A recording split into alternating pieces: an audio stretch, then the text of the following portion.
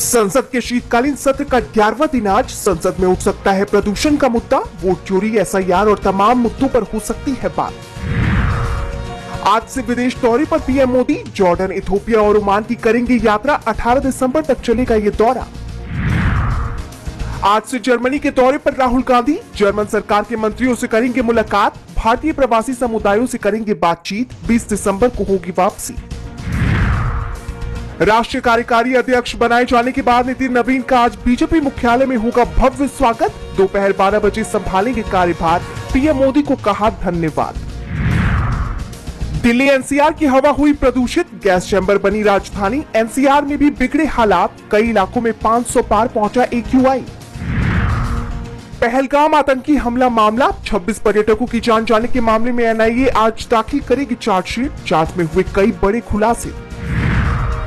केंद्र की राज्यों से अपील, केंद्रीय प्रतिनियुक्ति में एससी, एसटी और महिला अफसरों को प्राथमिकता दी सरकार। हाइब्रिड मोड में अदालत में पेश हो सकते हैं वकील। वायु प्रदूषण को देखते हुए सीजीआई ने दी सलाह, कहा हालात बहुत खराब है, कोर्ट आने की जरूरत नहीं। तमिलनाडु के सीएम स्टालिन का बीजेपी पर बड़ा हमला, कहा हमारा राज्य अहंकार के आगे नहीं झुकेगा। संघ के सारे लोग भी आ जाए तो भी तमिलनाडु में डीएमके की ही जीत होगी। बीजेपी अध्यक्ष को लेकर कांग्रेस नेता सचिन पायलट का बड़ा बयान, कहा जेपी नड्डा जब अध्यक्ष बने तो कौन सा चुनाव हुआ था, बीजेपी में कभी चुनाव हुआ है क्या। वीजा आवेदकों के लिए सख्त हुआ अमेरिका। H1B, H4 वीजा आवेदकों की आज से होगी कड़ी जांच। सोशल मीडिया भी जाएगा खंगाला।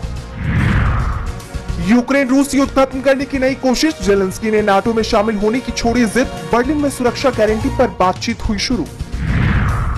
सिडनी के बीच पर हमले के बाद भड़के नेतन्याहू, ऑस्ट्रेलियाई सरकार पर लगाया बड़ा आरोप, कहा आपने ही यहूदी विरोधी आग को भड़काया।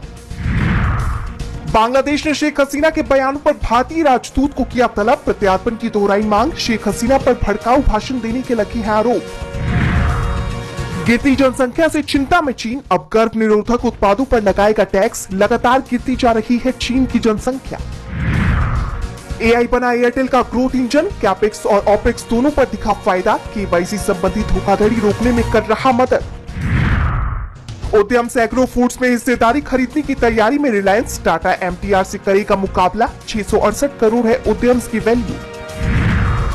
आरबीआई ने बैंकों को दी एमएसएमई लोन पर बड़ी सलाह, कहा किसी बाहरी मानक से जोड़े लोन, अब ब्याज दरें होंगी पारदर्शी। लाल निशान में खुले सेंसेक्स निफ्टी, शुरुआती कारोबार में यूएस डॉलर के मुकाबले रुपया कमजोर। सिंगापुर सरकार का बड़ा फैसला, कहा प्रवासी कामगारों के जीवन स्तर में होगा सुधार, मिलेंगी कई सुविधाएं।